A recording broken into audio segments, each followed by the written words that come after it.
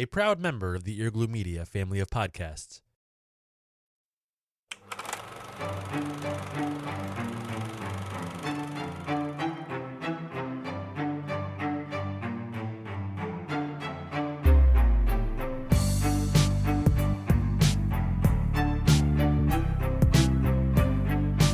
Hi, and welcome to the Film Appraisers, the podcast that evaluates your favorite films. Each episode, we discuss a film brought to us by a guest or a listener, and then we praise it in each of the following categories: narrative, music, technique, uniqueness, and longevity. Each one of those categories can get a maximum of $20,000 from your appraisers, or a possible $100,000 for the most valuable film. And then we see where this thing stands next to classics and other films brought to us by guests or listeners. My name is Josh, and today our co-host Joe has asked that we take a look at a film that he loves. I can't agree more. This is a really special one. Today we'll be talking about the 1976 drama that was written and starring Sylvester Stallone. It's Rocky, and this film is directed by John Avildsen. This is episode 33, Heart, Whiskey, and Butkus.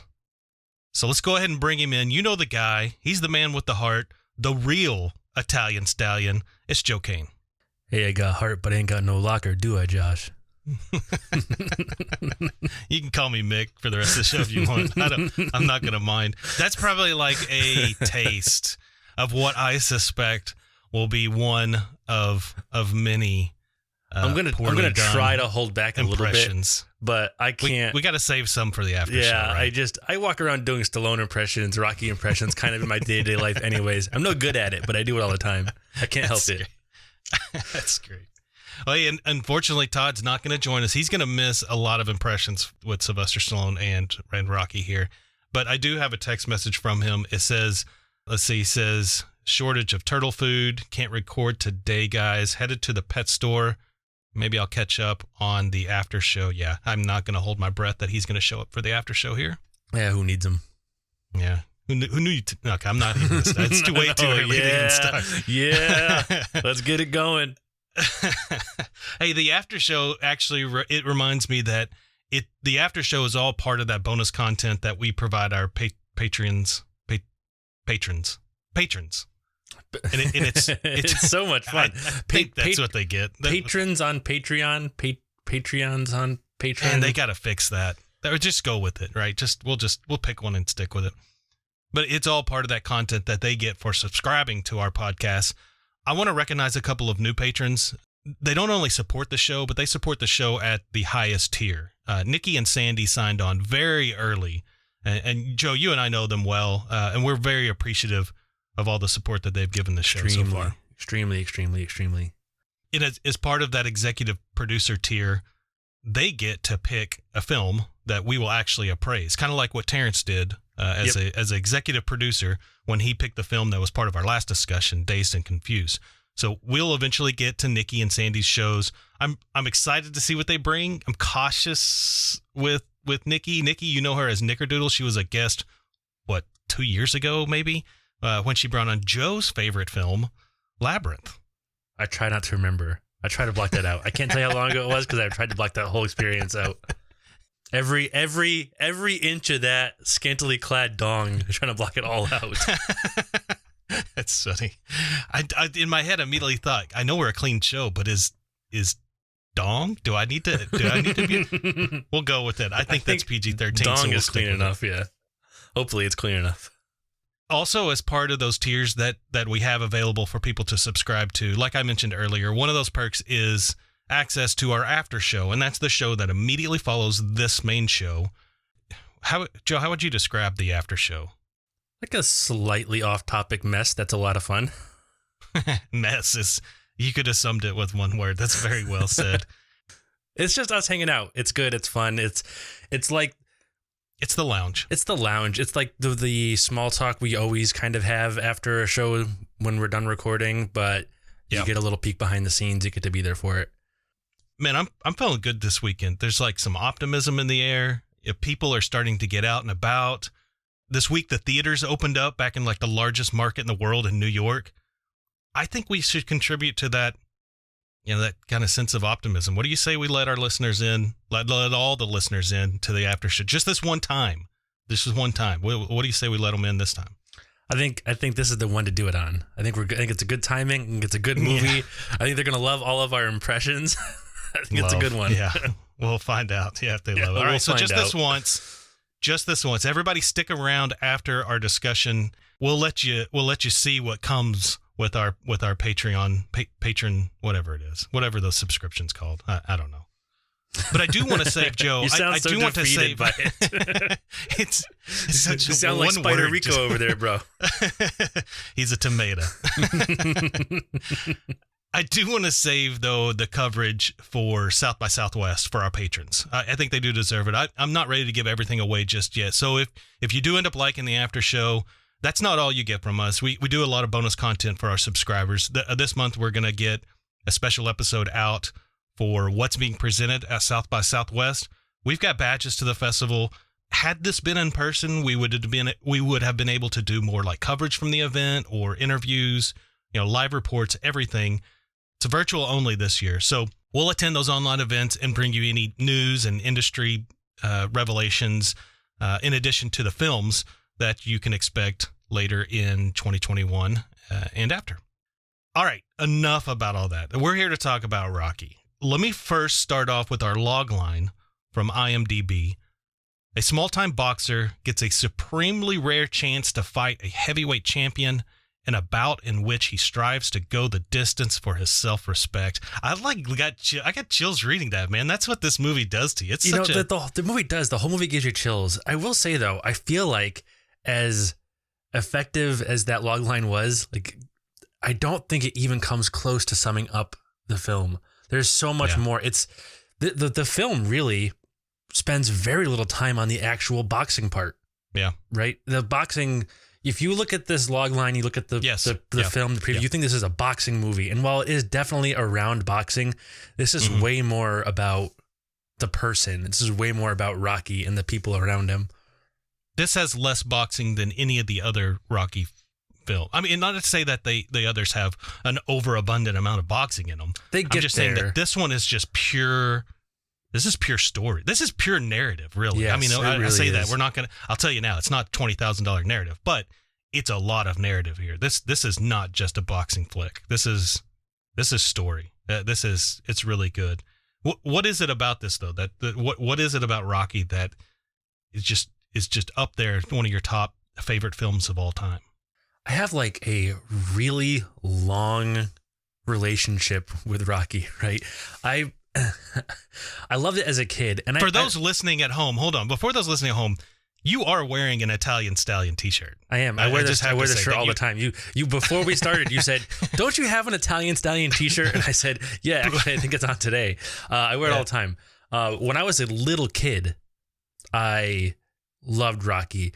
When I got a little bit older and got into athletics and stuff, the first like athletic shorts I bought were the Rocky shorts. I had an Apollo pair and a Rocky pair, man. Like my whole life I've been on that train. I have right now we're going to get a little behind the scenes. I have a full set of Contender underwear that every pair of underwear is a character. It's like Rocky's, Apollo's, Drago's, the whole set. You get the whole. I got like the hammer and sickle red underwear shorts. Dude. I got the whole thing. That is awesome. I've always loved. And when I was a kid, I didn't realize why I loved it.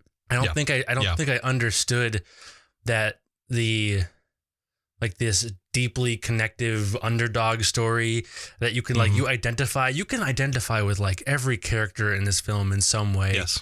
And I didn't really get all of that. All I knew is that this is one of the first films as a younger person that I found myself like feeling super compelled to root for somebody, right? Like really deeply root for somebody. And, I identify with the punchable or punchy, lovable underdog, So, the film has almost as much heart as Rocky does. It's this like ultimate underdog tale. It brings the like sports film action style training, outfitting kind of montage to a level it never existed before it. It redefined what montages could be or what they looked like.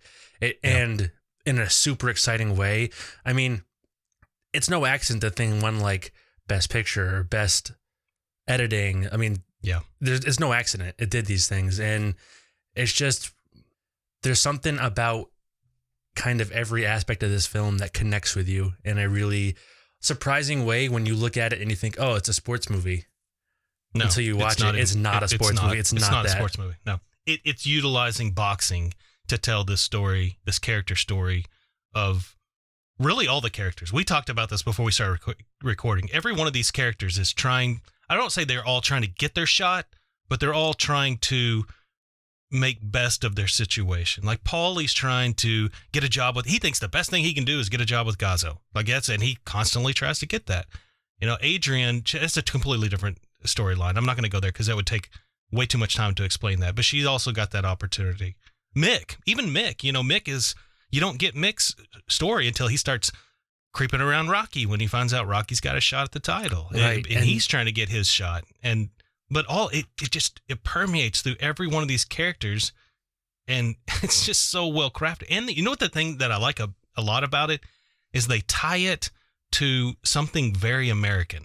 Like this idea of heart. And I know like everybody's got heart. I'm not saying this is this is unique to Americans, but I think American citizens, people who are Americans, have more of that other people can't, that intangible that other people can't explain. And maybe that goes back to like the revolutionary times whenever we, you know, David and Goliath type story for Americans, but they tie that to and they make it in the bicentennial, you know, so they're all tying it together to make it and even all work. Even if we don't actually have more of that intangible, we are taught to value it in a way that other cultures don't seem to value it, right? At least from my point of view here. You know, I think if you look at like the athletics, you look at the Olympics and things, you do see that heart in pretty much the whole world, but you don't hear it, you know, you don't hear it romanticized the same way we do here very often. And that's this is a good way to say it. Very romanticized. Yeah. And this is the ultimate, especially to me, this film lands that so hard that the statue of Rocky in Philly is still a tourist attraction now. Yeah. Right. It's still. Have you been there? Yeah. A couple times. Yeah. And when you got to the bottom of those steps, what did you do?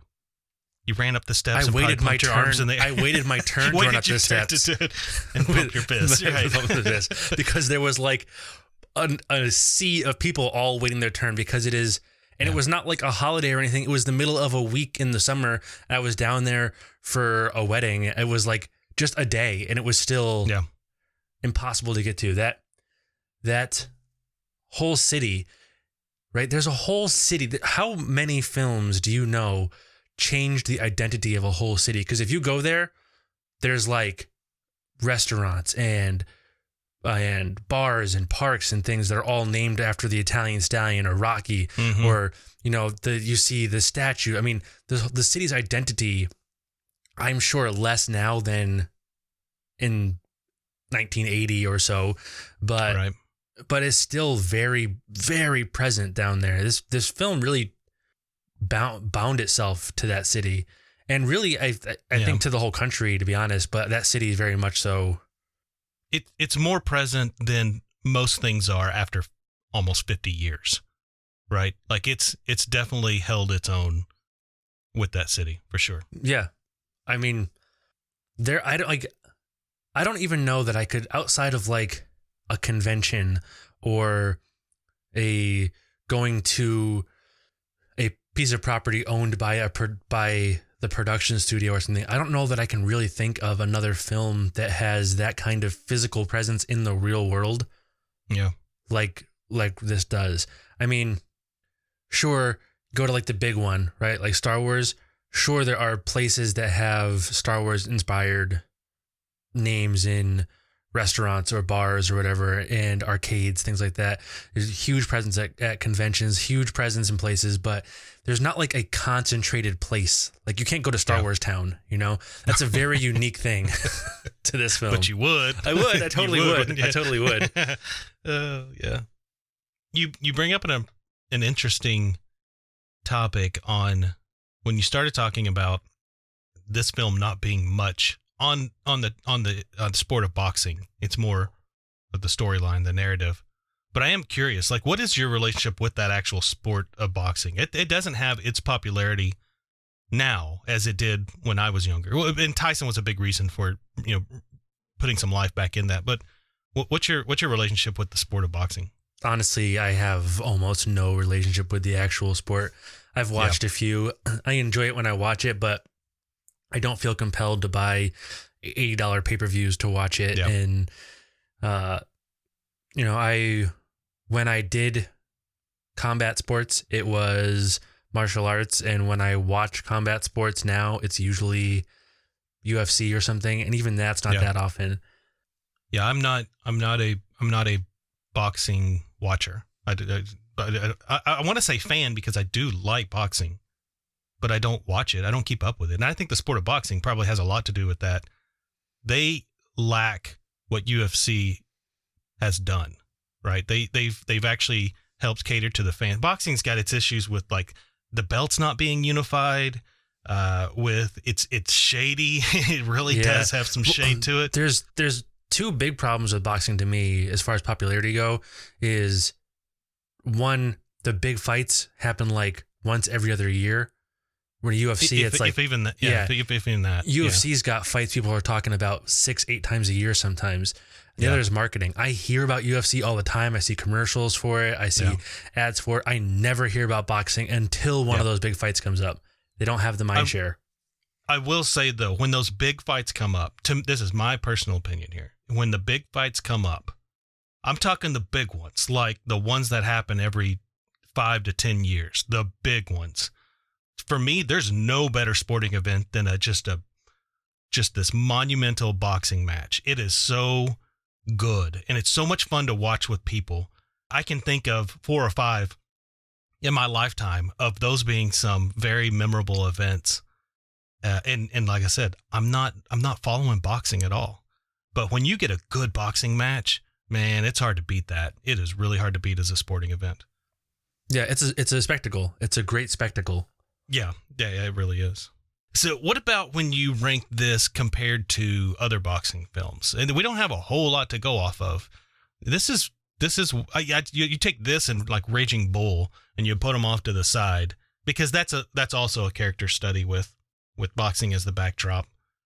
But man, what else is out there as far as boxing? There was films? So I was looking into this, and I'm not going to pull a bunch of them off the top of my head because here's the real truth of it. There was a good run of them sort of right after Rocky came out. I think people who wanted to get into that space that they saw Rocky. I mean, Rocky was a insane success box office wise. Yeah. Right? Well, yeah. Highest grossing film of that year. Yeah. I mean, and honestly, if you go, so it was $960,000 budgets and $225 million global box office.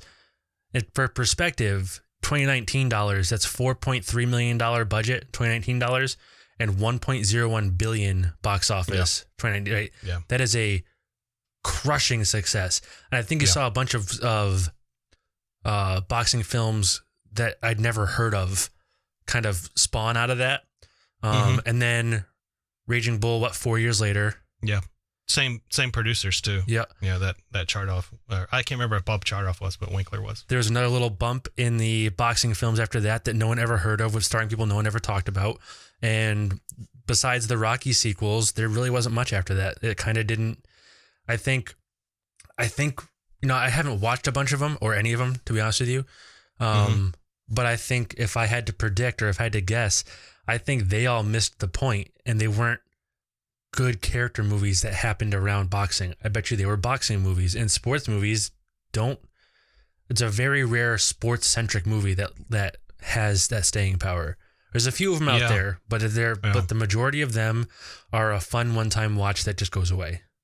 Yeah. Yeah, it's not like so. Last night I was watching. I wasn't watching it. Let me let me rephrase that. It was on television, and it was in between commercials of something else I was watching, and so I flipped over to it. But it was the Replacements with Keanu Reeves. That's a football movie, right? That's a football movie. Yeah, I love that movie, but like this is a dumb movie. I'll watch this, but it doesn't like. If I'm trying right now to think back to it, like there's almost nothing super memorable about it. No, right. No, but it's not hard to watch either. It's just it's an easy throw it on and exist while it's playing kind of film. And fold the clothes and do the laundry while you watch it. Absolutely. Actually, now that I'm thinking about it, there was a boxing film with Christian Bale in it. Yep. Who was with him? Who was with that? Who did he star with? It's a big actor, big name actor. Marky Mark. Marky Mark was in that. Yeah. And then that was character driven. That was also another character driven movie, right? It wasn't really a sports movie. So was $1 Million Baby. That was a character driven movie with the backdrop of boxing. The thing, even with football movies, all that stuff, you know, you think about the ones that rise to the top when you're talking about sports movies. They're the ones that are barely about the sport. Yeah. Because it's just the sport's just a game at the end of the day. If you don't have a compelling story to take the front seat, it's just the game, right? Yeah. And this, like you said, there's like 2 minutes of boxing at the beginning of this, and then the fight at the end, and the 2 hours in between that, it's the most boxing you get is some training montage. That's really great montage work, and that's kind of the bulk of it. Besides the big fight, the boxing you get is right at the beginning. I mean, they open with a shot of that picture of Jesus on the wall. Yep. And they tilt down to the fight. Which, by the way, I love that scene because because it's so dirty. It's so dirty, and the sound in that scene, like it sounds like an empty room with like 8 people cheering, right? It's like it's kind of echoey. You can hear the punches real loud. Yeah, everything. You hear the people in the background talking underneath their breath. Yeah, talking. How disappointing these guys are. It's such a club fight. It reminded me so much of like smaller tournaments that I've been to and stuff where there's not a big crowd. People aren't super interested. It felt so authentic to what they would be doing when they're making $20 a fight or whatever. Right. Minus locker fee and minus locker fees. Yeah, exactly. Very cool. Hey, let's get into the ranking. I'm interested to hear what you say about some of this stuff because this is your film, and I bet we land pretty close because I know how you rate films and you know how I rate films. I think this one's gonna be high. My prediction is we're gonna be in that 3/4 range, right? We said 3/4. This is gonna be in that upper tier quartile. For a lot of these. This thing, this is gonna be in the tier where things transcended the film. In a bunch of spots. That's exactly right. It checks all the boxes of the things that we talk about you have to do to get above 15. Yeah, and I'm going to be honest, I had to talk myself down on a couple of these because I know I was being a little bit lofty because of how much I like it. And some of them, I think, honestly, there are a couple categories that we'll get to where I ranked it really high, and I honestly think I probably could have gone higher. But in fairness, whatever, I think I'm happier with where I landed. But who knows? Maybe after a year of stopping and thinking about it, we might move some of these up or down. This might be a reconciliation thing. I don't know. I think this is going to fall really high, though. So we'll see. Well, let's jump into it. What do you think about so let's give everybody a description of our narrative. Narrative, we're talking about everything you see in front of the camera, right? It's the acting, the costumes, the sets, the lighting, but most important, it's the story and the plot. And we do call those two different things. They're a story, which gets you to those plot points, and the plot points drive the film. What'd you think about narrative for this film? I got a lot here. And I'm going to try, I got a lot for all these things. So I'm going to try to sum these up and also not just say everything about everything. Yeah. First thing I'm going to say is, and we said this before we started recording, Stallone kind of fell into that action hero category that like Arnold is in later in his career and played a lot of like over the top big machine gun screaming with a snarled lip kind of.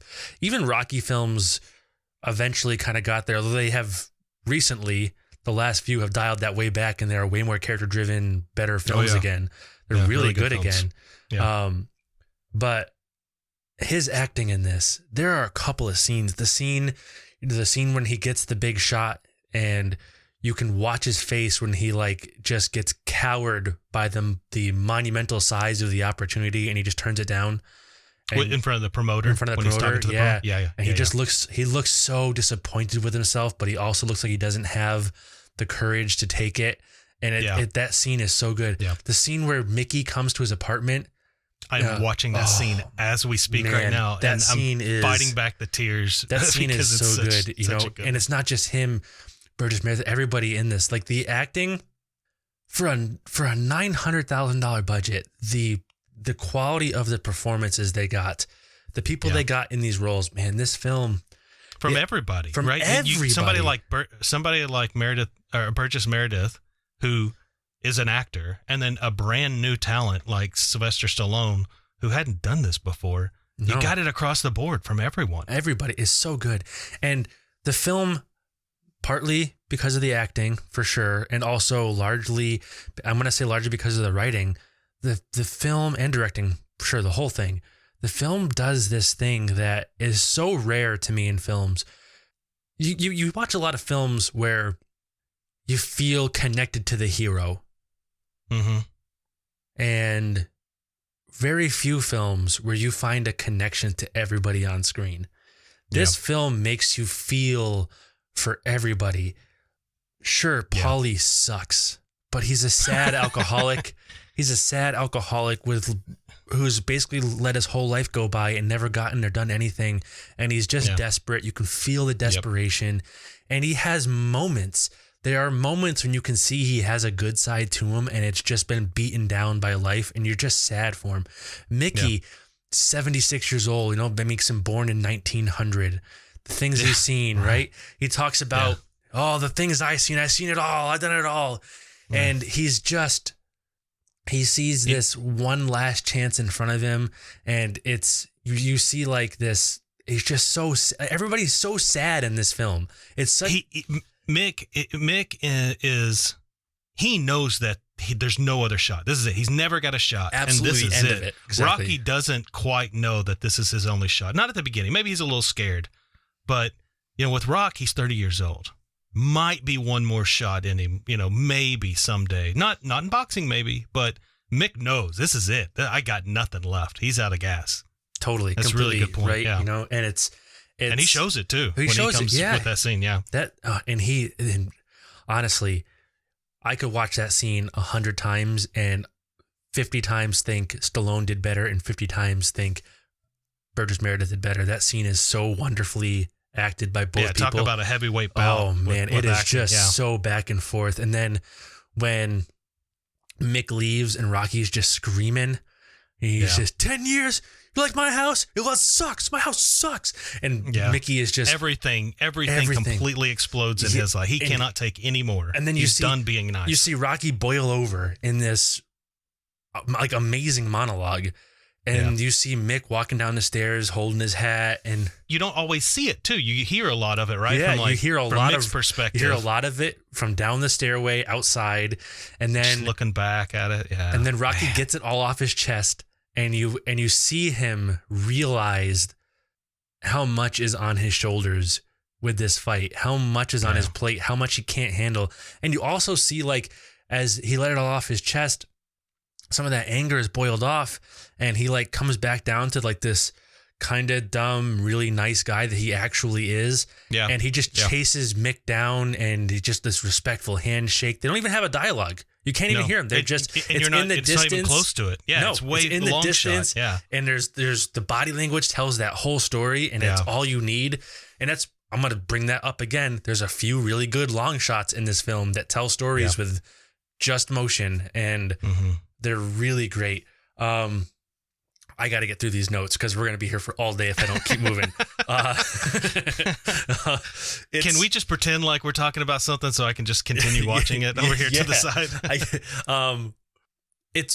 I love how the story, the underdog story that is kind of like the story on top of the story of Rocky in this film is even pitched that way by Apollo in the film. I think that's kind of a clever thing where like Apollo is pitching, hey, we're going to have this underdog story. Americans love an underdog story.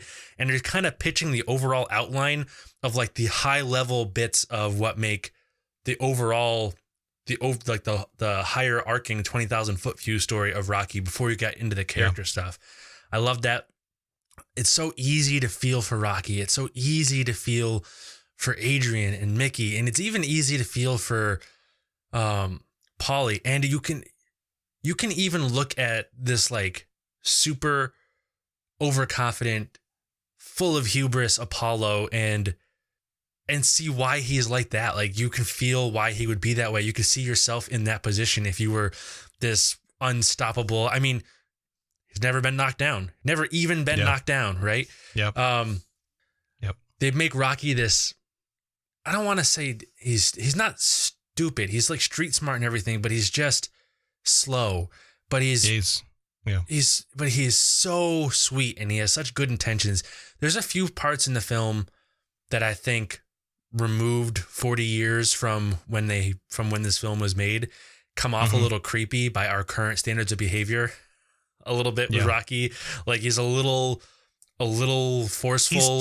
He's tad aggressive with Adrian, but I watched that scene a few times, and he is a tad more aggressive than I think you and I would be in that situation. But it's not an abusive scene whatsoever. No, it's all the intention. There's no intention of malice in that scene. No, there's not, and they build up Adrian's character just that way. She is just like Rocky in that she is just waiting for that one thing before she completely blossoms. And I hate using that word. They even point out she's just like Rocky, but on the total mirror image.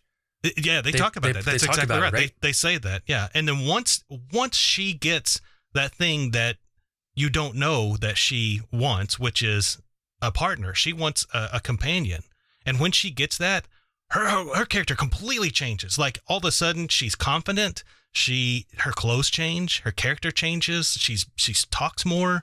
It's just like that scene is a really pivotal scene. And I would hate for people to watch that and do what people do nowadays and go, oh, that's offensive, blah, blah, blah, blah. It's not like really look at it and watch the way they treated it. Cause I think they treated it with more respect, but I know exactly what you're talking about. It's slightly more aggressive than I think most people would probably be. I wouldn't say that it pings this film on longevity or anything like that. I don't think it's that egregious.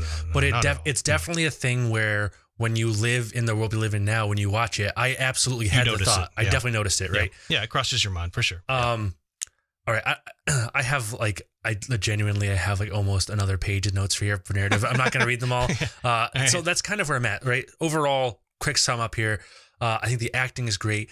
The sets and everything feel really real. The apartment, his dingy apartment, the dingy boxing club mix. You know, everything it feels so genuine to the world they live in. Even little things like when he goes on the run with Butkus and they're running through the city and you see the different parts of the city. It all feels so authentic. I mean, because it was authentic to the time. You know, they weren't setting up great big sound stages. Stallone was running around in Philly for this, right? And they did not have the money to do anything in this. Yeah, I think I would be super curious. This is a thing you can never get an answer to, but I'd be super curious to see. I have this like sneaking suspicion this film would have been much worse with a bigger budget. I think very possible. I think the authentic nature of being forced into these real environments made it feel so real, viscerally real the whole time. But all that said, I came in at 17 for narrative. Okay. Yeah, we're really close. I can't add anything more to the acting other than I thought Carl Weathers did a great job being that Muhammad Ali character. Dude, he was so good. It's really good. I love when he comes in the boat. It's so silly. Yeah. He's handing out bicentennial coins, right? That's right. When I talk about the sets and the costumes, you said it. It feels authentic. It feels natural. Rock's clothes are dirty. You know, that's a nice touch. When he drinks the the drink with the eggs. It kind of spills and he wipes on himself. Oh, and it's on his chest. There's eggs on his chest. Oh, it's just all about. By the way, have you ever done that? Perfect touches. You ever tried that? Yeah, I've done it a couple times. It's disgusting. It doesn't taste that bad, but the texture is a real rough one. I had told my dad growing up that I wanted to gain weight because I was a beanpole. I wasn't tall, but I was tiny, and that was his idea. He's like, "Oh yeah, you got to drink." He probably saw it from Rocky. Probably. So yeah, that I have done that before. It's not. I still put a couple of raw eggs in my protein shakes, but I do not drink them straight like that anymore. Yeah, I can't do that. There's a lot of authenticity. Like I was saying, a lot of authenticity. The one that comes to mind is the one that really comes to mind is when Mick and Rock are talking about fighting Spider Rico. And, Mick's in the middle of talking, then he kind of spits a loogie in the floor. That's just like, it's so natural, it's just like very, very real, very authentic. I love how they did that. As far as the story and the plot, it's very well constructed as far as the formula. There's a formula in storytelling. We've talked about it before with the hero's journey. There's a formula in storytelling that sits well with people. And this one does a really good job doing that. They establish Rocky as the good guy in the neighborhood. He's got some people that like him. Some people give him a hard time, but he's known. He's a known commodity there in the neighborhood. But they also establish that he's kind of a bum. He's a likable bum, right? He does the moves that you have to do in a story to get the crowd to like you. You got to do what is his name? Blake. Can't remember. Blake Snyder maybe is the screenwriter that says you gotta have your character save the cat so that people fall in love with him. And he does that a few times. He does that with Marie when Marie is hanging out with those guys. He does it subtly when that drunk's sitting outside the bar. He picks him up, puts him in the booth by the other guy, and moves on. So he does that a few times, and it helps set that up. And the story's just well written. I mean, this is written by Sylvester Stallone. And it's not overly complex, multiple storylines. It's got a great theme that. Yeah, it's not the first time they've presented this theme in film, but it's not like played out, right? This is not a theme that consistently gets played out. You make the most of the opportunity when it comes to you. And like you said, that happens with multiple characters in this film, which is great because you subtly tie that into everybody so you can drive home that theme. And then people think I was watching a boxing movie and they don't really know what that theme was, at least on a conscious level there. I will say this, because it shows up on the screen, the title card and I said this in the last episode, the title card with Rocky completely filling up the screen and rolling past, and you don't get a whole lot of it. You just get the dun, dun, dun, dun, dun, dun, dun, and it rolls past. You see nothing but the letters Rocky on the screen. I love that. It is probably... I'm on the spot here, but it's got to be for sure in the top 5 of my favorite film openings. And honestly, absolutely love that. Not just the title card, and we're gonna get into this in the next category. The song to go with it. It is such a good pairing. Yeah. Forget about it. Forget about it. I'm slightly lower than you, but I think we're at a point where we could probably split it. I'm at 16. I'd say we just meet in the middle, maybe go 16-5. Yeah, let's do it. That's close. That's close for both of us. All right, I'll let you take music since you previewed us there with the Bill Conti score. All right, so this is one of those scores. Talk about a score that transcends the film. This is what we mean when we have those conversations. There are 3 big songs. You probably don't. So there's one huge one, Gonna Fly Now, right? Yep. That one, everybody knows that. It's the one everybody thinks of, but there are 2 more that come up a lot. One is Going the Distance, and the other one I cannot remember the name of. But you have and I should find it because I'm bad at this. Gonna Fly Now, obviously the one, right? The bum bum bum bum bum bum bum bum bum. Right, and then you have Going the Distance, which is that bump ba da da ba ba ba ba da da da that plays during the fight. It plays a few times in the film when his determination is becoming an important part. Right, like that is like the Rocky is determined. Rocky has to go the distance. Rocky has to make the big, hard transition, whatever it happens to be. You know, it's like when he's training, when he's up against, and that actually comes in. This cannot play a part in this film's ranking, but it comes in emotional points for going the distance in the films after this. You know, like in Rocky 2 when Adrian's in that coma and he has to like overcome the emotional challenge. You get that bump, and that's another thing they do is they weave those songs. The other one I believe is There's also a piano score that takes a classic John Williams type thing, or most good composers, where you find that theme and then you change it or make it softer, change the tempo. Because there's every once in a while, like when Rock maybe is leaving it. I feel like you see this a lot where Rock's leaving a scene, he's walking down the street, and you hear just the piano, the dun dun dun dun dun dun, and real soft. And then I think I might be wrong on this, but I think the other one is Alone in the Ring, and that is that ba ba ba ba ba ba ba ba. It's that real sad, right? Whenever you hear any of those songs, you will think Rocky. They are all over, and they have shown up along with Rocky.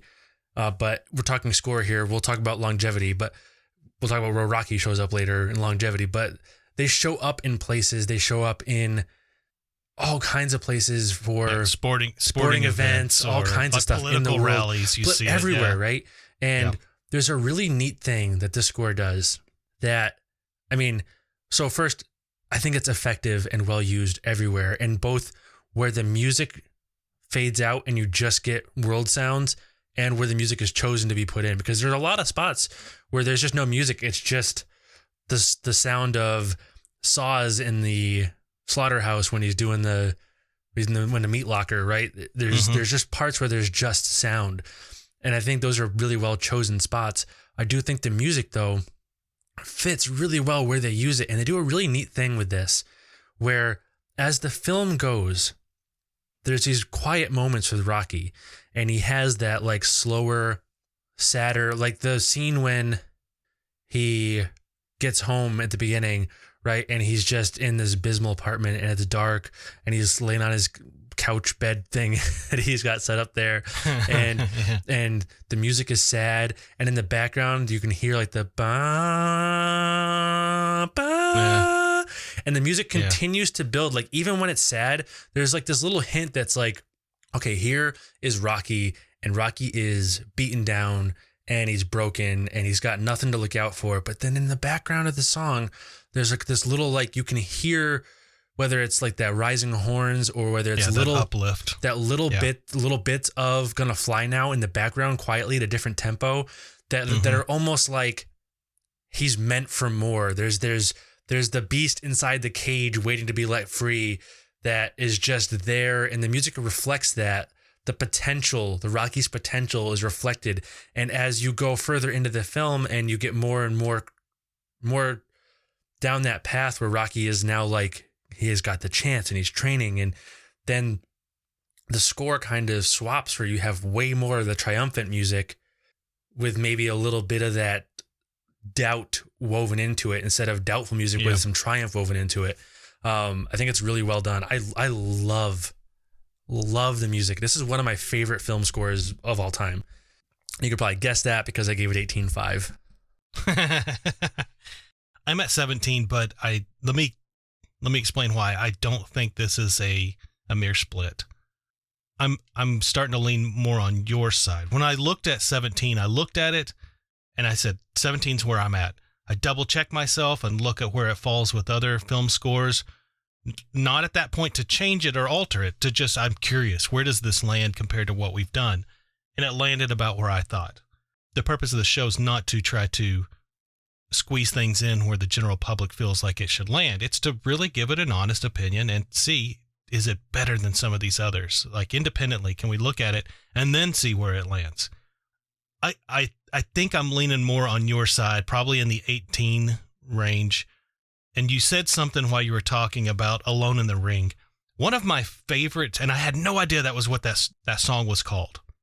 One of my favorite shots in this film is at the end when Rock gets knocked down and Adrian has already came out of the locker room and she's standing up at the top and he gets knocked down. I'm getting chills thinking about it. I'm not joking. I really am too. He gets knocked down and it's like a mad scramble that he's trying to get up, but he's all by himself. Exactly what the song's called, Alone in the Ring. He is completely by himself. Adrian even turns around, and I don't know if they did this intentionally, but she even turns around. She can't even look, but it's just him. There's nobody else there to help him go the distance. Completely him, and it's completely up to him to do this. And I had no idea that song was called that. The fact that was intentional, like, kind of justifies what they meant to do with that, and that ties in with the music. I can't really add more than what you did. You talked about exactly everything that I would say. And I'll go one step further and say I don't think I've heard a single film theme more in the real world than Gonna Fly Now. I hear it at the gym. I hear it everywhere. Yeah. I mean, you can think of iconic film scores like Star Wars, right? But how often do you hear Star Wars just out and about? You using it in a real life practical way, right? You go up to your buddy and kind of fake shadow box with him for a second, and one of them goes dun dun dun dun dun, dun, dun, you know, like that happens, right? That's something that really does happen. But it's also like the ultimate hype song. I know so many people who have that in their like gym mix, right? Yeah. You know, if you're at the gym and you're like grinding out, I mean, I don't know how many of our listeners are avid working outers like I am, but if you're at the gym, right, and you're grinding out that last set and Gonna Fly Now comes on, you're getting 2 extra reps for sure. 100%. You can feel it. Yeah. I mean, we talked about how pumped we felt hearing that song. We're just like sitting. We're just like sitting at a computer screen. You hear that song and you're like, yeah, let's go. I'm drinking a soda, sitting in a chair, looking at a computer screen. I'm pumped. Let's do it. Funny. Well, I think 18.5 it's a little higher than I want to go, but I will definitely get to 18. I think 18 is totally fair for this one. I don't know what you think about that. I can settle. Oh, nice. Very good. That was easier than I thought it was going to be. 18. I mean, when it comes down to it, 18 is such a high score. Yeah. You know, if I really wanted to fight out 18.5, I think I probably could, but I think that energy is, I think it would take more energy than $500 is worth. Yeah, right. That's a good call. All right, technique. I'm not going to hit everything because I would challenge people to just like lock yourself in a room, put this movie on, and just watch it. Like really, really watch it and think about how every single shot is set up. This is a really well filmed film. Like what they do with the camera in this film is I wouldn't say more than it deserves, but more than a film like this probably deserves. It's more than you would ever expect out of this low budget film written by some dude who's never been in a movie before. Yeah. The camera work and the editing are masterful, like really like shockingly good in this film. Yeah. Something that I know you like. There are a ton of reflection shots in this film. Man, I've got like 3 of them written down. There's so many. I've got 3 bullet points. There are 2 things here that I really like a lot of. The reflection shots that I think are really great. Mm-hmm. My favorite of them being the reflection shot in the mirror behind the shelves in the pet store at the beginning when he's talking to Adrian. There's something about that scene that is so touching to me. When he's just talking to her, he's trying to get her to open up a little bit, and the camera sweeps over and looks at them through the reflection, and you can see all the stuff there, and then it sweeps back. And I think I figured out what it is. You're right. There's something when you watch that, you don't know what you're looking at. And in this last viewing, I think I know. Maybe it's intentional. Everything they do is intentional. I think what they're trying to do is, you've got Adrian feeding the birds, but you think about the director. The director says, all right, I want to set up a shot and we want to see Adrian, but hey, let's put this cage in between her face, the actress, put this cage right in front of her face. So it's intentional, right? I think it is to show she's like one of those caged birds, right? Right. Because that's her character, right? She's the cage bird. And it sets on her while Rocky's talking. You're right. And then they just slowly pan over to to the mirror, and Rocky's talking about the creeps. If you remember, he's like, "Don't go out there. There's too many creeps out there in the streets." And then we pan back to Adrian behind the cage. I'm not sure why they picked those lines. Maybe they didn't. Maybe there's nothing with those lines. Maybe there is. I don't know. But that scene is deep.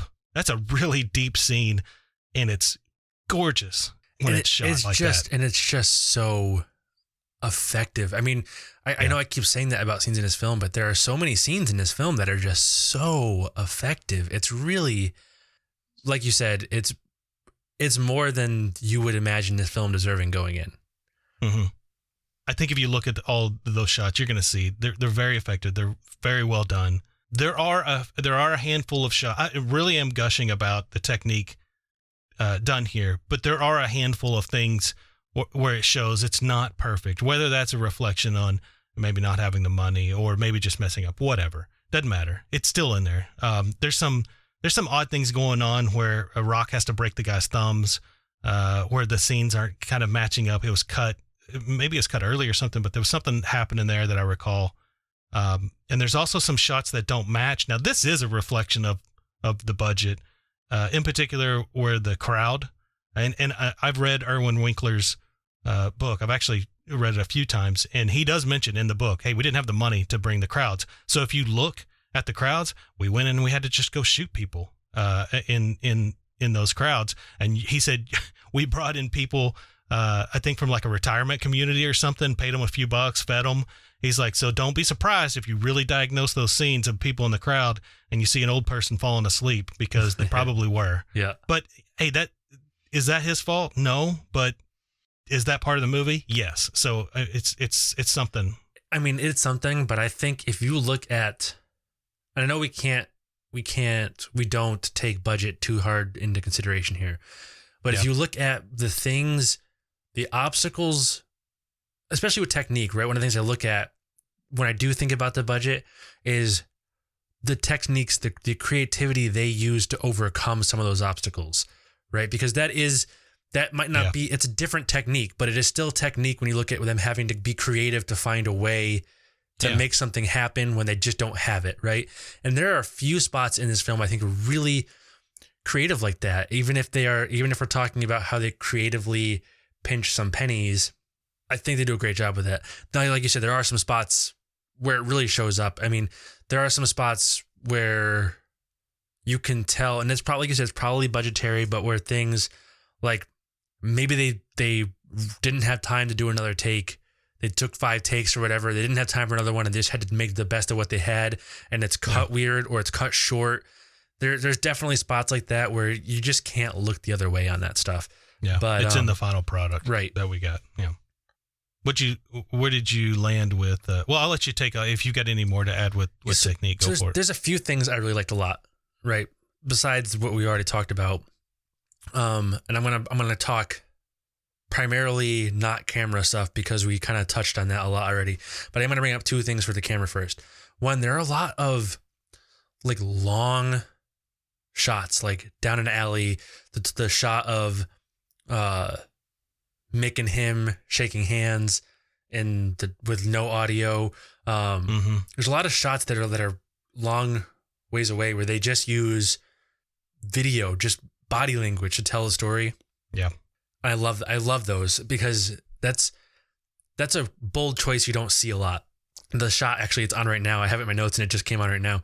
When he wakes up the train with the alarm clock and it's just close on the alarm clock and then his hand just pops up and he hits the alarm clock and then reaches over and turns the radio on. I like that shot. It's not a complicated shot. It's not a textbook shot, or, it's not going to win any, like, that's not a shot that wins awards or anything, but it's a really, I think the shot tells a story well, Yep. There's some really great lighting, some of the night shots and stuff, like, which you can have disastrous real world lighting problems if you aren't careful, especially when you're shooting outside. That can become a real problem. Yeah, especially at night.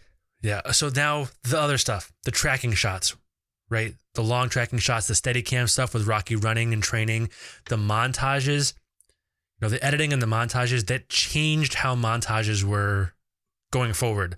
Like did not invent or originate the montage, right? They've been around, especially in like propaganda films and stuff for a long time. But this like hyper stylized, kind of action focused montage became like a mainstay in cinema from here forward. Like this is where the one we think of the format of a montage that we see now. This is where that format that really originated, and it has rippling effects, like we talk about the music transcending the film. This is one of those things we talk about the technique transcend the film, right?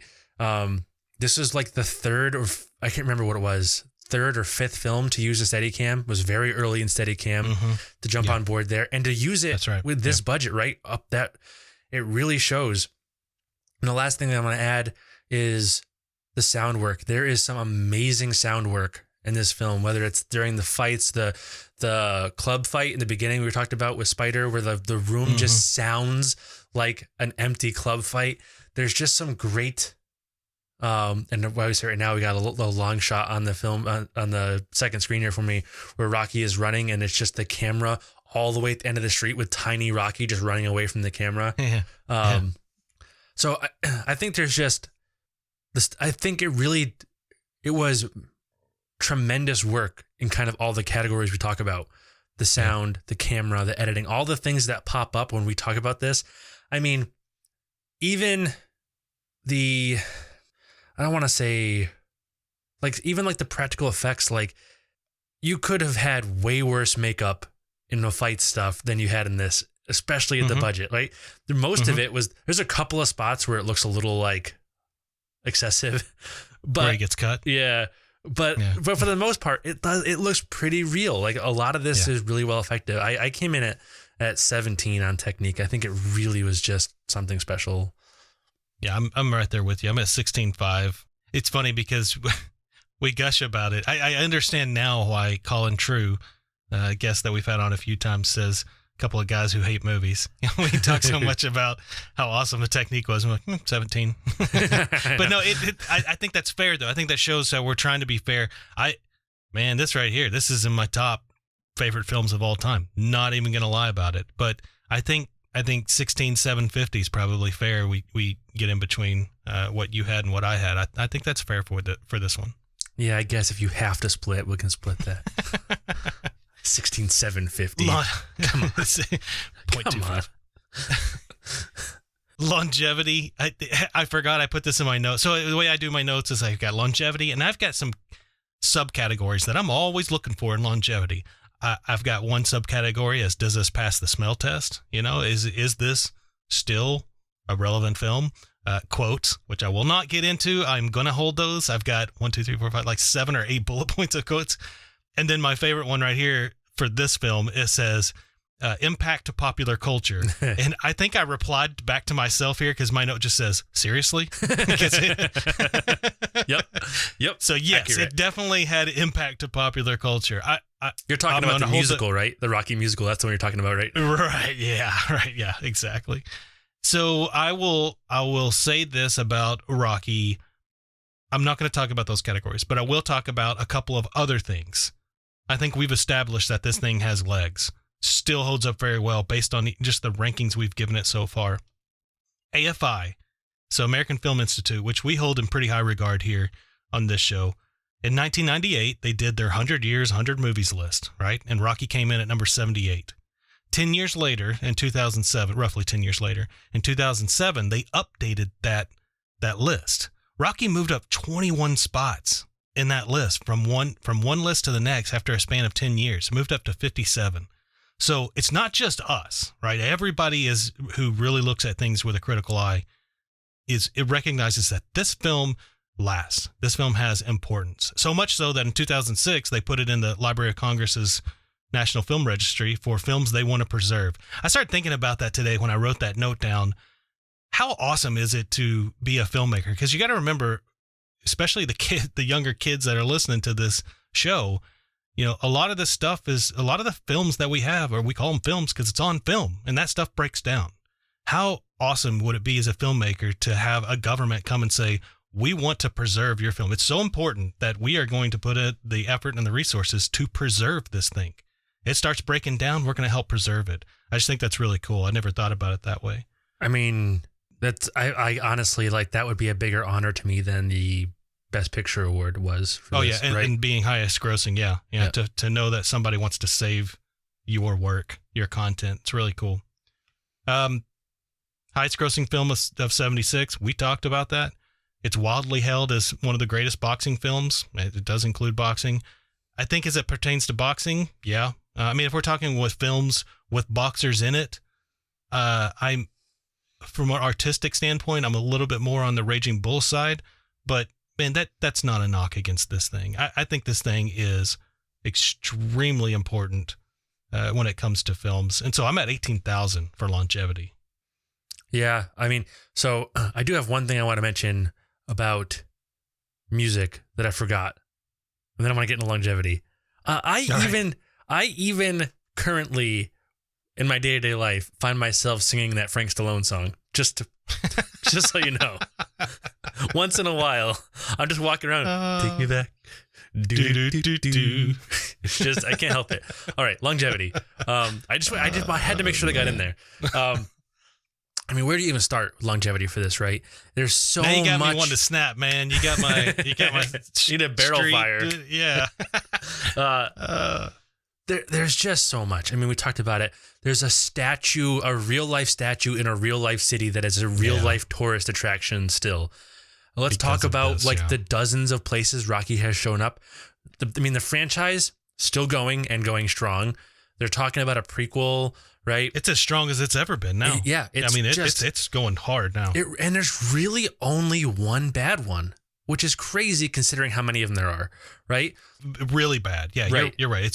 But it's not even close. Like it's definitely the Indiana Jones and the Crystal Skull, whatever that is. Honestly, I love the first three. I have a hard time watching 4 because I can't watch Apollo die. It messes me up too much. But then 5 is terrible, and they're right back in it with Rocky Balboa. And that one comes back, all of a sudden it's like, oh, this is back to form. This is a film again, right? Yeah. Let's talk about places the character shows up besides movies. Like I played this year a virtual reality game set in the Rocky universe. Where Rocky is your trainer, right? Like we're talking this movie came out in 76. I'm playing virtual reality Rocky stuff. Let's put that in longevity perspective, right? It's just everywhere. Rocky shows up in a ton of games. The musical thing wasn't a joke. There was a Rocky musical not that long ago. Like, I'm sure it was terrible. I didn't see it. I don't know. It sounds like a weird thing to me, but who knows? It could have been great. He is everywhere. Let's talk about the music that doesn't go away ever. Like everything about this film just stuck. It's spoofed, referenced, homaged. It gets the whole treatment. It's everywhere. Yeah. Rocky, one of the most iconic characters in films. Like I wouldn't put him in like the top 2 or 3, but he's definitely in the top 10. If you think about I mean, honestly, I don't know where I put him on that list. He's high. I think he's high on that list. Yeah. I think you put him like recognizable wise. I think he's a few steps below Luke Skywalker, and that's kind of it, right? Like there's not a ton of characters that people just know right away from sight. Mm-hmm. Yeah, I mean, like you said, and then there's like the Library of Congress stuff. There's how often it shows up on best of lists still. And the film holds up. I mean, the two things this film has going for it thematically is that it remains relatable because the story and theme in this is so human and identifiable. And they're so effective at making you attach yourself to every character on screen that I think this is one of those films that just lasts and lasts and lasts. It's as good now as it was the first time I saw it, maybe even a little bit better. As I get older and I understand what's happening more and I attach more, it might even stick more with me as time goes. So I was at 18 for longevity. Okay. Yeah, I think that's an easy one, right? Hey, let's wrap it up with uniqueness. And I guess I fell asleep because I didn't put a single note for uniqueness, but I do know where I stand when it comes to, let's see if I can wing this. I do know where I stand when it comes to uniqueness. It is a character movie. You want me to go first and then you can disagree with me afterwards? Yeah, exactly. I remember why I got to where I got, because it's just, yeah, why don't you go first? Because I lost my thought. All right, so it's not the first underdog story. No. It's not the first boxing film ever. But it's a great combination of the two. And more importantly, it's a character-driven story set around boxing with the poverty and harshness of life being the antagonist. There is no character antagonist in this film, right? Yeah. Life is the antagonist. The downtrodden nature of life, the depression. I don't mean like emotional depression. Well, there is some of that, but like the status of being economically, educationally, all these things, all the ways that Rocky and the people in this story are oppressed and depressed. That is the antagonist. And you do not see a lot of films, especially quote unquote sports films, where there is not a human antagonist. Yeah. Apollo and Rocky do not have beef. There's no problem with them. Neither one of them is a bad dude. They're both good people, right? Apollo, sure, he's a little cocky, overconfident, but he's not a bad dude, right? He's just a showman. Yeah, that's right. And you do not see a lot. It's a gimmick, and he knows it.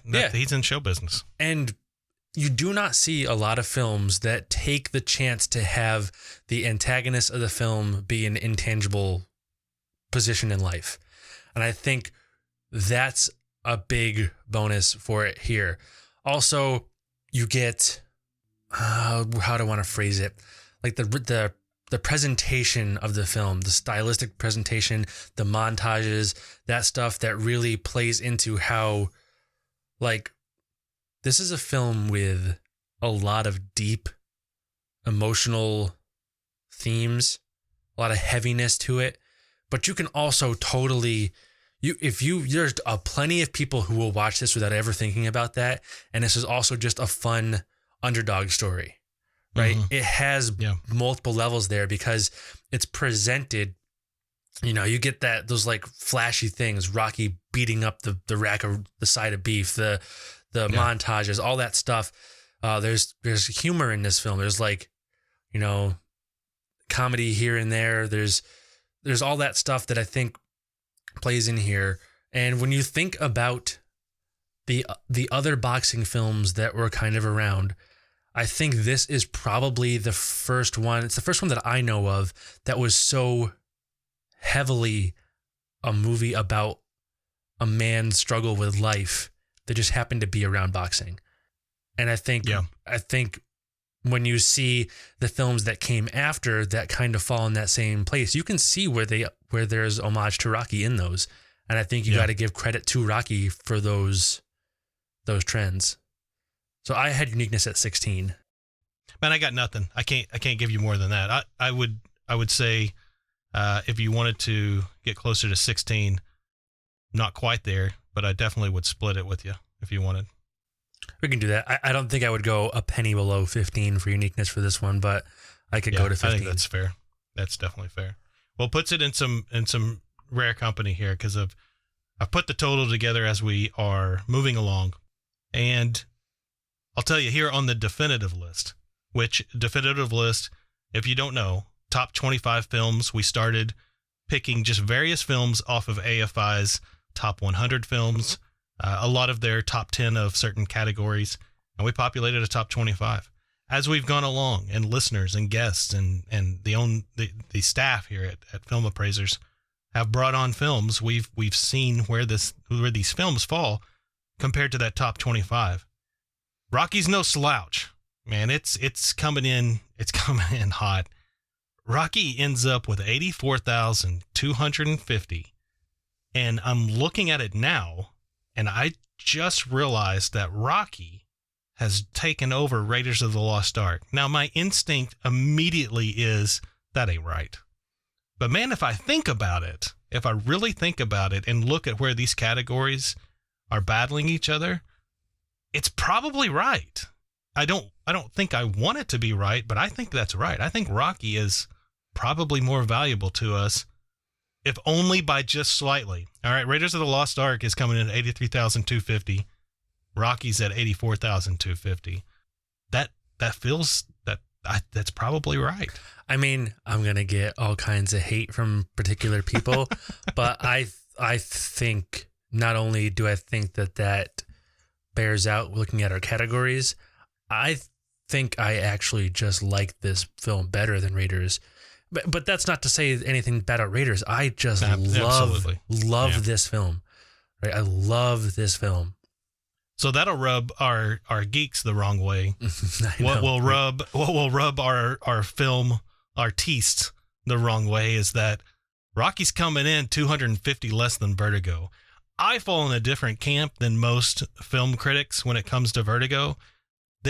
Something has happened over the past 20 years where people are shooting Vertigo up their best films of all times. I'm still not there. That film does have a couple of flaws. It's incredibly good and incredibly well done. But seeing Rocky 250 less than Vertigo, that's why we make this show. We got to see where these land when we look at things independently. Where does this thing fall as far as our guest list? Like I keep saying, I got the film on here on the second screen, and there's a scene. You're not even paying attention anymore. You're just watching. I am paying attention. And I promise. You said something about Vertigo. There's a scene here where Rocky is training and he's punching the mitts, right? Mm-hmm. And it started in super, super tight on the mitts where you could almost not tell what was happening, and slowly zoomed out. And I thought really liked that. So the guest list, this comes in at number 3. Wow. Below E.T., above Raiders, which puts 1 and 3 as both my films. My slow plan to occupy the top 5 completely is working its way in. No, I mean, it's funny is I actually like this film more than Goodfellas. Like, if really all things said, that's this bold. Yeah, this is I would not say it's better than Goodfellas. I think they're in the right spots. Right. I like this film more than Goodfellas, and I was honestly gonna do this before I did Goodfellas, but I was afraid to do the critical. I didn't want to do the picking apart of the film, and I bailed on it. I am really happy with where it landed, though. I'm glad I did man up, and I put Going the Distance on in the background, and then chose this film when I was inspired. But it's a good bit below E.T. It's like $5,000 below E.T., $6,000 below Goodfellas, $1,000 above Raiders, but I think it's in a good spot. We start getting to this point of appraisal. And I can't complain about number 3. Yeah, it is. Well, very cool. I think that's, maybe I wouldn't say surprising, but it's definitely interesting. I like where all this is landing, very much so. It just goes to show you, like, a lightning in the bottle thing with this film, right? Like they just out of nowhere. I mean, who would have thought making this film when they were making this film?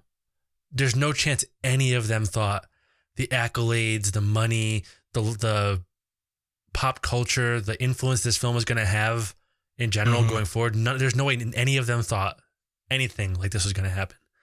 Yeah. All right. So I got to admit, our next film is pure selfish. And it's just because I want to watch a horror film. I don't know why, but every once in a while, maybe once every 2 or 3 years, I just get this urge to watch, some of the cult, not cult classic, but some of the classic horror films. And I had to feed it a little bit last night. I watched the 1974 version of Texas Chainsaw Massacre, just because I wanted to see. I don't know why, but I just wanted to see it. And so I still want to explore that a little bit. And I sent you my soundbite. You've got it.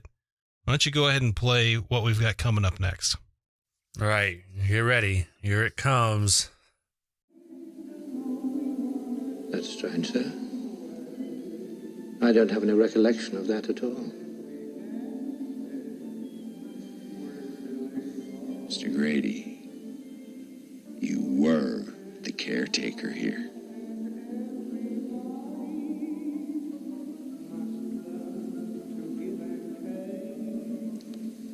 I'm sorry to differ with you, sir. But you are the caretaker. Well, I mean, it's not a Texas Chainsaw Massacre, but it's a pretty good one. I've never actually seen this in its entirety. I've only seen like 3/4 of it at a time on TV. I've never like sat down and watched this in its entirety non-broadcasted. I love the score in this film. I really, really love the score in this film. It's gonna be interesting. It's not gonna change how I feel about it. I've seen it. I watch it every year.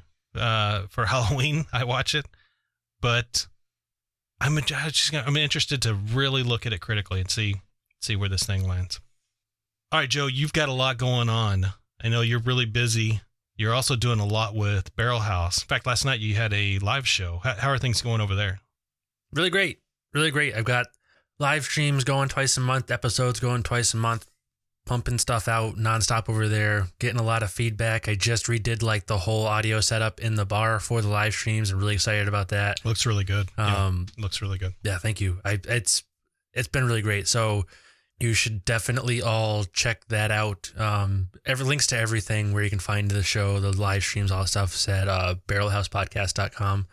So it's all concentrated in one place. You don't have to dig around for all that stuff. But it's been really fun, and I'm really starting to hit my stride with that stuff. So it's very good stuff.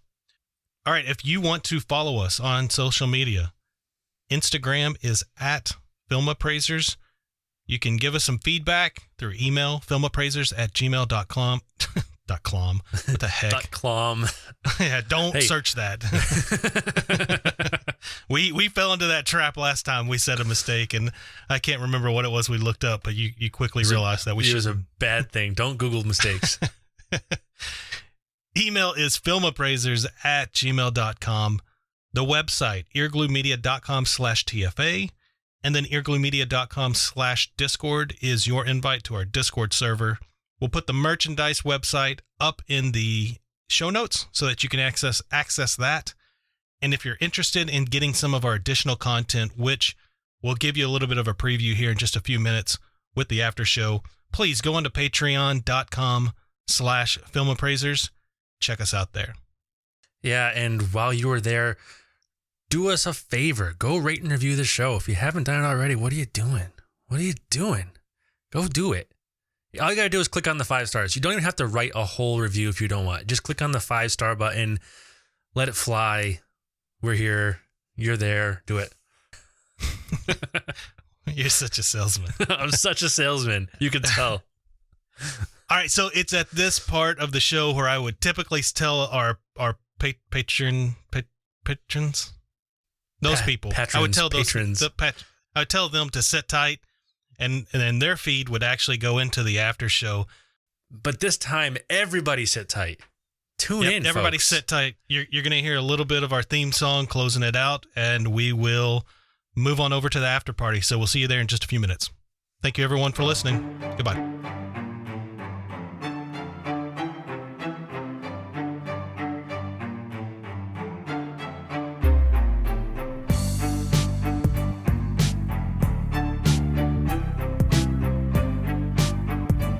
I saw you as you were in your part. I think the section for you to go and tell fans to rate and review us always catches you by surprise, because I was watching you and you might have been asleep. So you pop up. Oh, by the way. Yeah. Oh, for really sure. good. I was. Listen, I am so tired. I'm like. I could fall asleep right here. If we stop talking for 5 seconds, I could fall asleep. I am just caffeine with a pulse right now. it's so bad. I I had a lot of fun doing that live stream last night, but also by the time, so I did whiskey cocktails last night. So I made a bunch of different variations of old fashioned in Manhattan with like different whiskeys to see what would be what. Yeah. And by the time I finished, I had a huge mess. I had half full glasses everywhere because I'm not going to drink 14 straight whiskey drinks, right? I'd be dead. I did though. I made, I know this is wildly off topic, but whatever. It's after show. I did make an old fashioned with Artbeg 10. Ooh, changed my life. Really? Might be the best mixed drink I've ever had. Interesting. I was just like, I'm going to try a smoky one to see what that's like. And it was amazing. Amazing.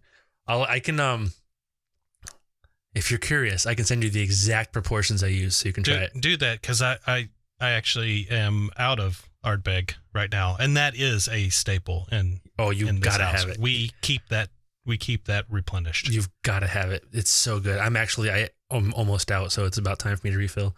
But by the time I was done doing the stream, cleaning it up, powering down the set, we'll call it a set, I guess. I don't know. That feels too elaborate for what it actually is, but we're going to call it a set, I guess.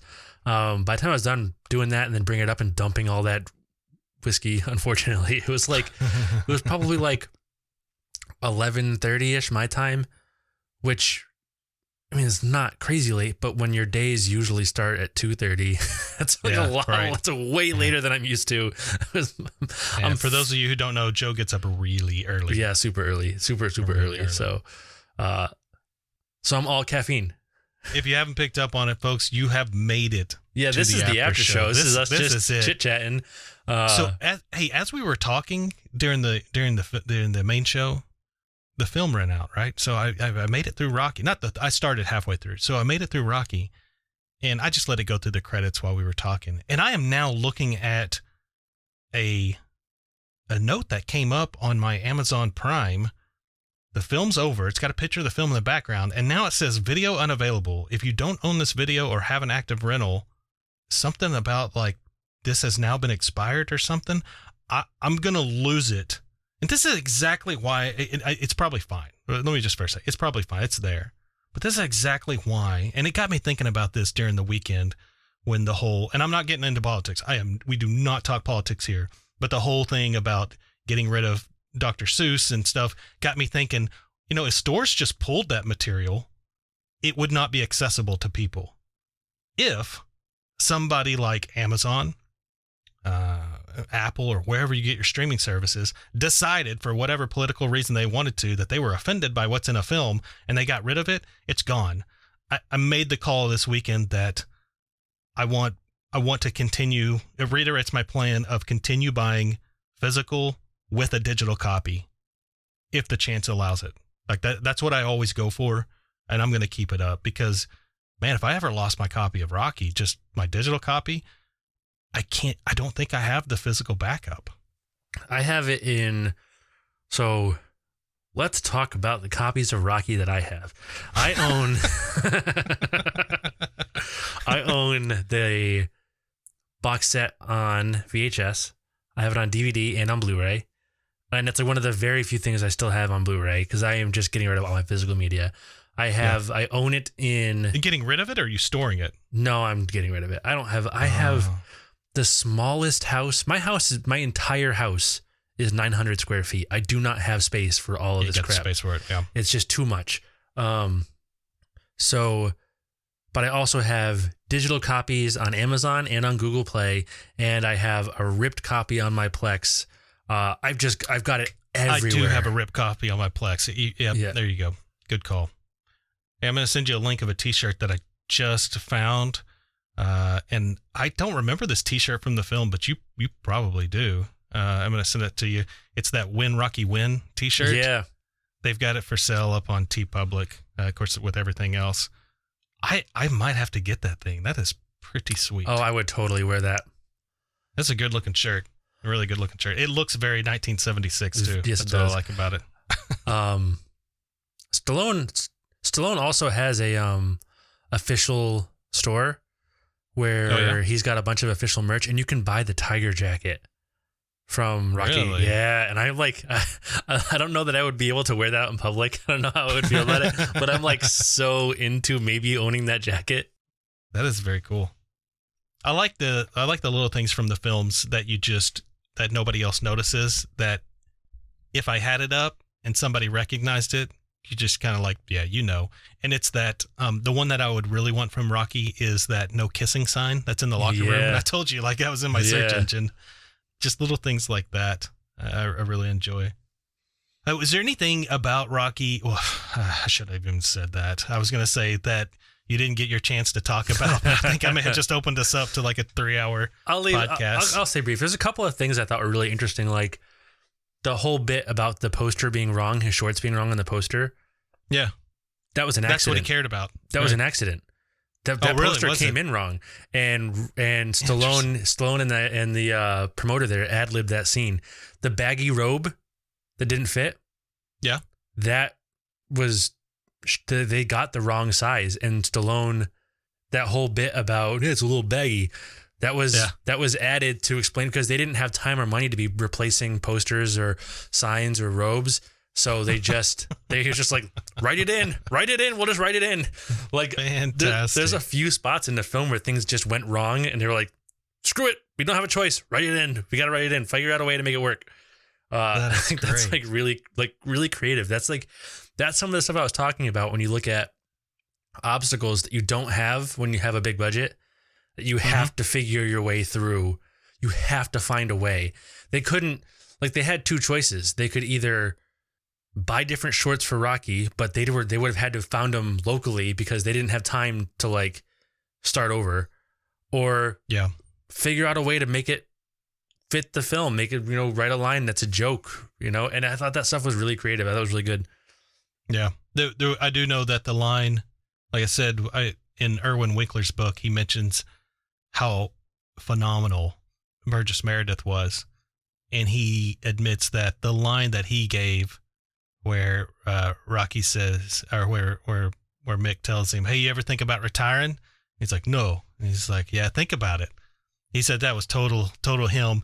And when he ad-libbed that line, he and Chardoff looked at each other and were like, we got the perfect person for Mick. Yeah, that is exactly Mick right there. So if you've never seen any old interviews or anything, old footage with Burgess Meredith, I don't think there's a person on the planet that is better for Mickey ever. Yeah. He's just got, he seems like genuinely like Mick, that really gruff but really sweet man. Mick is a really sweet guy. Yeah. Right? It's just buried under years of... He's just a crusty old man, though. Yeah. But you see it, especially as the character evolves after the first film, you get to see all these really sweet sides of Mick where he does actually care, right? And even in this one, you get to see it in spots where it's like, all he had to do was ask for help. I'm here. All he had to do was ask. I just didn't know.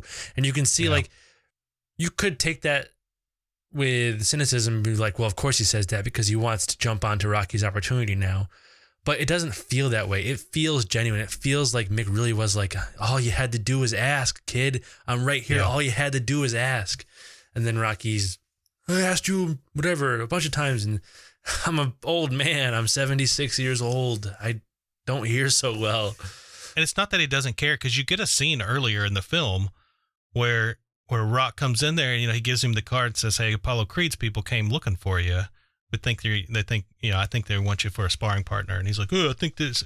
Starting to do this stupid quote. Hey, everybody looking for sparring partners for Apollo Creed. He's like, I just told you that. And then they go at it. And you can tell with the reply that Mick gives him, he's like, he does really care about him. He's just so frustrated with the choices that he's made and that he hasn't given what Mick thought was his all. And so there's a care there. You're right. That it exists. We really don't see it, though, till there's some motivation with Mick of, that last shot that he gets. God, it's just such a good movie. It really is a good movie. I did see that. So after Rocky came out and its success, Chardoff and Winkler told Sylvester Stallone he could direct Rocky 2. I thought it was pretty cool that they did the same thing for Michael B. Jordan after Creed. When Creed 2 came out, they told Michael B. Jordan he gets to direct Creed 3. So we'll actually get to, if it goes forward, and it still happens, we'll get to see Michael B. Jordan do his version of Creed 3, which is going to be cool. I'm really happy with the way they set this franchise back up. It's a great take on the story. I'm gonna say a thing. This is the after show, so we're safe, right? This is the after show. This is a safe space. I'm gonna say a thing that I'm sure is going to get hate, especially from some of our more nerdy communities. I think as a franchise total, I know where it's going when you said franchise. I know where it's headed. I do not think there is another franchise of this size that is as consistently successful. If you talk to, there is for sure successful or accepted. I'm going to say I don't mean financially successful. I mean successful at making a quality product. Okay. Right. Yeah. Gotcha. Yeah.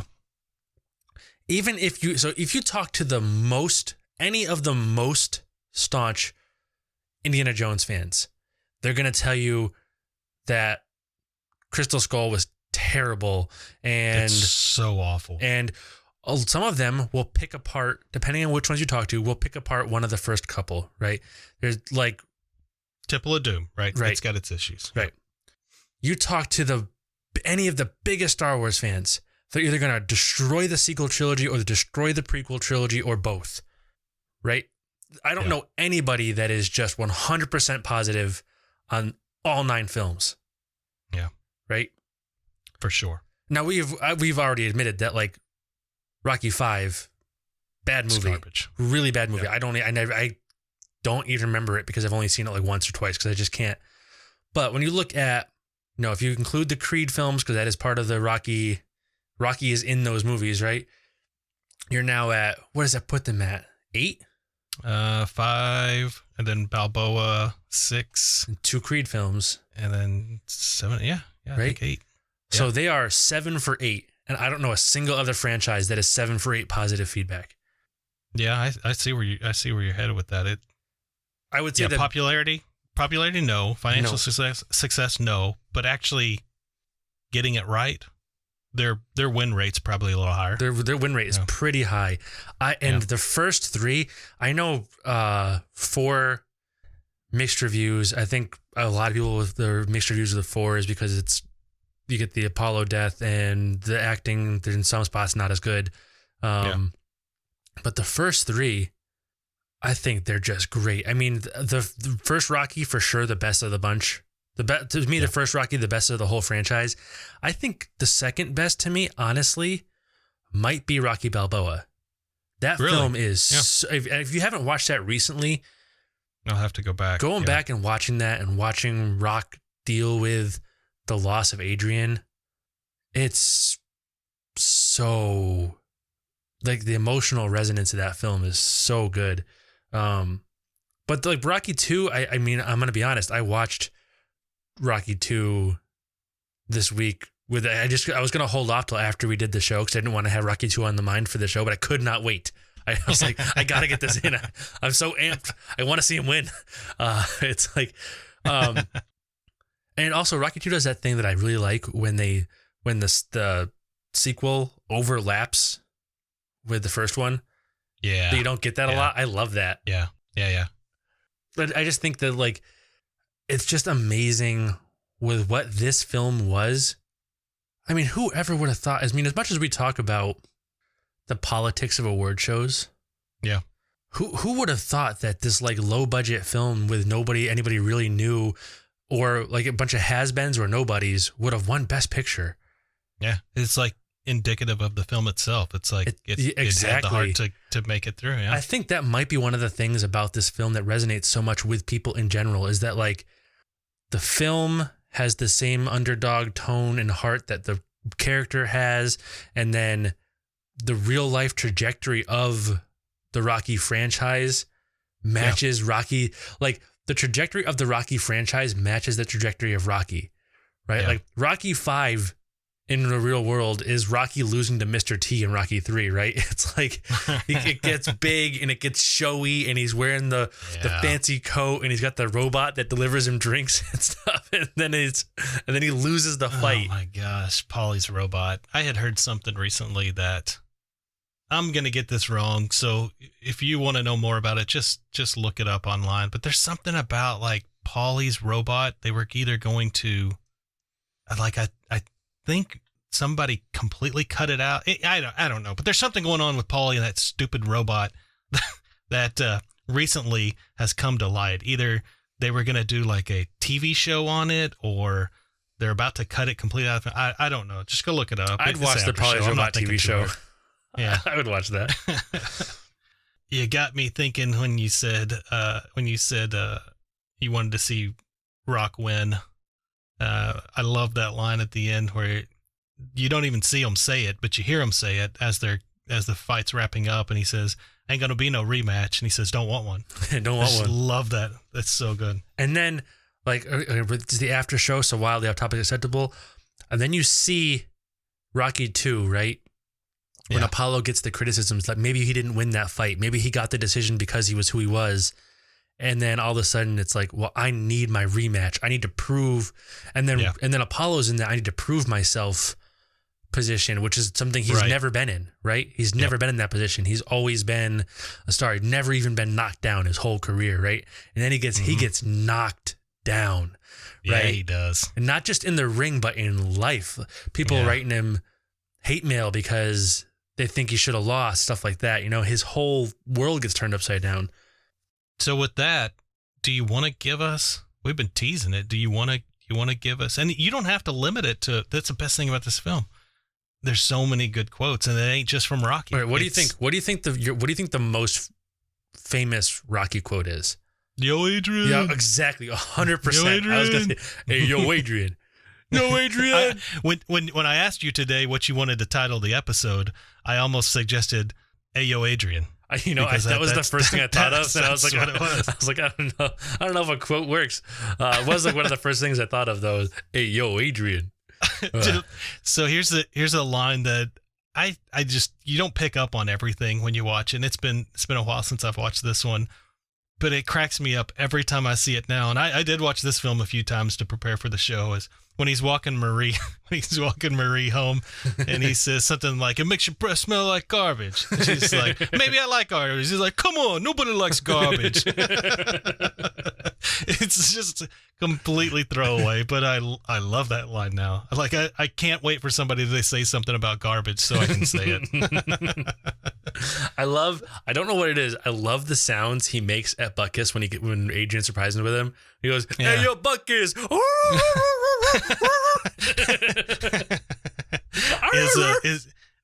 I'm waiting to see in the camera here your dog run around the corner. I got her locked out of the room. She's pissed because she thinks that you're doing something. There's great lines from everybody. From Buddy, the Gazzo's driver. You know, he's got some great ones. But did you get the license of the truck that ran over your face? I got a buddy that says that a lot. Yeah, he says that a lot.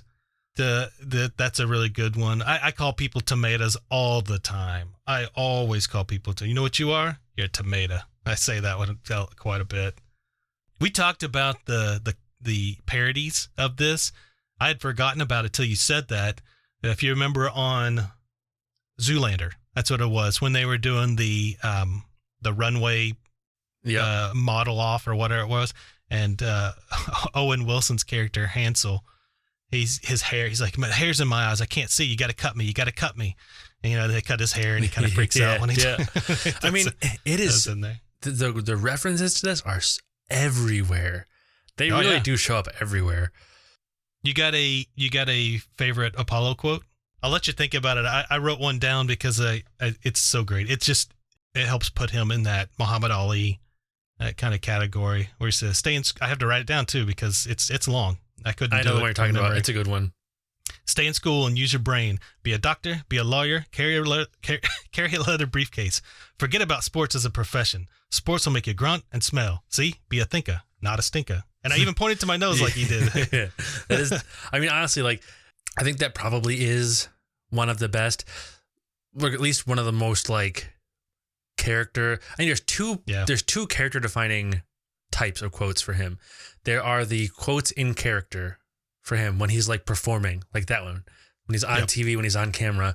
And then there are the quotes from him when he's like sitting in his office being his actual self, like the marketing stuff, like the like what does he say? The Italian Stallion, right here. Yeah. We go Apollo Creed versus the Italian Stallion. Sounds like a monster movie. Sounds like a monster movie, right? Yeah, like that right. one, like or Southpaw nothing. I'll knock him down in 3 or whatever. But he says it so confident. Casually. Southpaw. He doesn't even look at his trainer when he says it. Southpaw nothing. I'll knock him in 3. Yeah, and then goes on to his next point. Yeah, and I think those are the most defining because they just show how super overconfident the man is. Yeah, there's a lot of arrogance in there.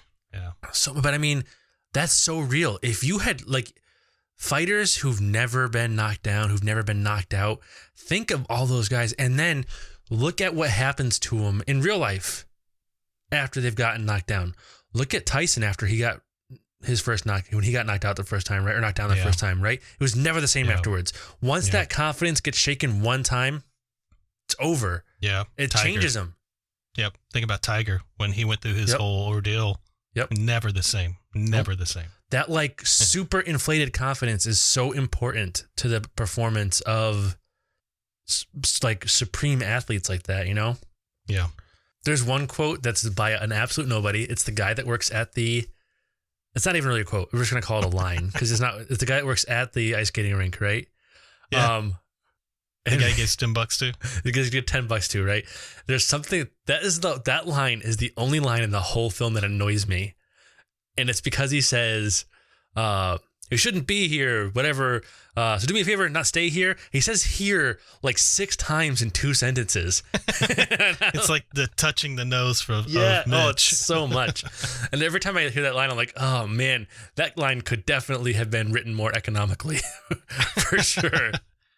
That ice skating rink was ice skating rink scene was also a budget thing. They wanted that scene to have it full of people and whatnot, but they didn't have the budget for all that. But I think it's better for it. You know what I mean? It works. It works better for it. I do agree. That's what I mean when I say does. like I wonder how much worse this film would have been if it had a huge budget. Would they have made the right creative choices if they had the budget? Because there are some choices of necessity in this film that I think ended up being huge benefits to it. All right, we're gonna wrap up the after show, but before we do that, I need you to pick out. Doesn't have to be your favorite, but the one that you feel you deliver the best. That you have the confidence. You know which line that you say, and you've said it a lot. I don't know what it is, but you know what line it is. Oh man, I don't know. I don't know that I can deliver any of these lines really well. I'll give you mine. The one that I feel like I've probably practiced the most is it's a quiet line too. He walks over and he looks at it and he turns back to Mike and he says, "I've been in that locker for 6 years and you put my stuff on Skid Row." That's the line that I like. I like that he calls it Skid Row too. Why you put my stuff on Skid Row? All right. I'm gonna try a thing. I got. You gotta give me a second here.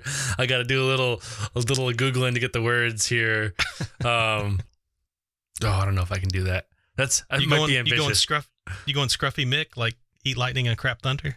I mean, I could. Something like that? I would actually. I mean, Scruffy Mick stuff. I don't know that anybody can do Burgess Meredith as good as Burgess Meredith, or even close to. You think everybody I fight as a bum? Well, ain't they? Oh man, I was gonna try to look up part of the. There's a part of that speech that Mickey and Rocky scene in his apartment. Oh, that I was gonna try to belt out part of that, but I can't find the words, and I do not have all of the. I don't think I can do the all from memory without it being very stuttery. Why don't you give us your best, Yo Adrian or Adrian or however you want to do it? That'd be a great way to send us off. All right, that's an easy one, right? I think that's an easy one, right?